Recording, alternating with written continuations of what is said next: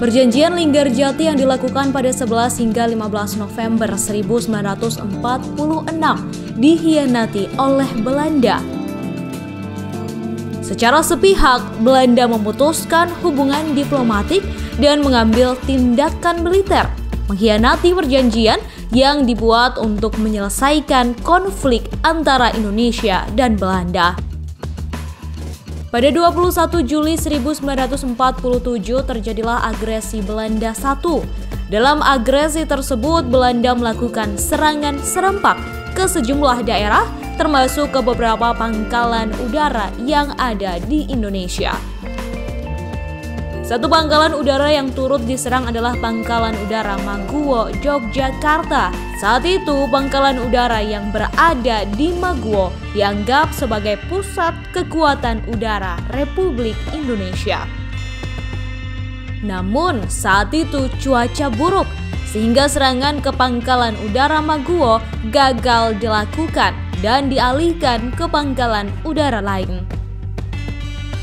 Mereka kemudian menyerang Pangkalan Udara Panasan Solo, Mauspati Madiun, Bugis Malang, Pandanwangi Lumajang, Gorda Banten, Kalijati Subang, Ciberem Tasikmalaya, hingga Pangkalan Udara Gadut, Bukit Tinggi, Sumatera Barat. Aksi penyerangan Belanda ke berbagai pangkalan udara di Indonesia langsung membuat pimpinan TNI AU marah besar. Mereka langsung menyusun rencana untuk melakukan serangan balasan. Pada 28 Juli 1947, sekira pukul 19, 4 kadet penerbang yaitu Soeharno Koharbani, Sutarjo Sigit, Mulyono, dan Bambang Sapto Aji diperintahkan menghadap. Mereka diperintahkan menghadap secara rahasia ke KSAU Komodor Udara Suryadi Suryadharma dan Komodor Muda Udara Halim Perdana Kusuma. Mereka dipanggil untuk membuat rencana operasi udara untuk menyerang kedudukan Belanda. Pada 29 Juli 1947, pukul 5 pagi, operasi udara ke kubu militer Belanda di Semarang, Salatiga, dan Ambarawa dilancarkan TNI AU. 3 pesawat Auri terbang, terdiri dari pesawat Guntei dan 2 pesawat terbang Curren, take off berurutan dari lapangan terbang Maguwo. Pesawat Guntei yang diterbangkan oleh Mulyono dan Dul Rahman sebagai air gunner terbang terlebih dahulu. Disusul pesawat Curren yang dikemudikan oleh Sutarjo Sigit yang dibantu Sutarjo sebagai air gunner. Selanjutnya Soeharno Koharbani dengan Kaput juga menggunakan pesawat Curren serta menjadi pesawat yang terakhir mengangkasa. KSAU Komodor Udara S. Suryadharma sebelum operasi dilaksanakan mengatakan dari sisi militer, operasi udara ini tak akan membawa pengaruh yang besar. Namun bila dilihat dari sisi psikologis, serangan udara ini merupakan pukulan berat bagi pihak Belanda. Operasi udara itu dilakukan dengan mengebom 3 kota dan dilakukan dini hari. Sebelum jam 6 pagi, 3 pesawat tersebut telah mendarat kembali dengan selamat di Pangkalan Udara Maguwo. Patroli udara semakin ditingkatkan setelah pihak Auri berhasil melakukan pengeboman udara terhadap kedudukan militer Belanda di Semarang, Salatiga, dan Ambarawa. Serangan pagi buta yang dilakukan TNI AU ternyata membuat Belanda marah dan langsung melancarkan balasan. Sore harinya 2 pesawat pemburu Belanda P-40 Kitty Hawk menembak pesawat Dakota VTCLA yang membawa obat-obatan sumbangan Palang Merah Malaya ke Palang Merah Indonesia. Saat itu Belanda memergoki ada pesawat Dakota hendak menuju Maguwo. Pesawat tempur patroli Belanda berjenis P-40 Kitty Hawk yang berasal dari Lanut Kalibanteng dipiloti oleh Letu B.J. Reusing dan kopilot Serma W.E.R. Klers langsung tancap gas mengejarnya. Pesawat Dakota VT-CLA yang membawa bantuan itu terbang meninggalkan Singapura pukul 13 menuju ke Pangkalan Udara Maguwo. Pesawat itu dipiloti oleh Alexander Noel Konstantin. Tepat di atas langit Bantul, Dakota VT-CLA diperintahkan untuk segera mendarat oleh Kasau Suryadi Suryadharma. Namun dari kejauhan melaju cepat P-40 Kitty Hawk Belanda tadi.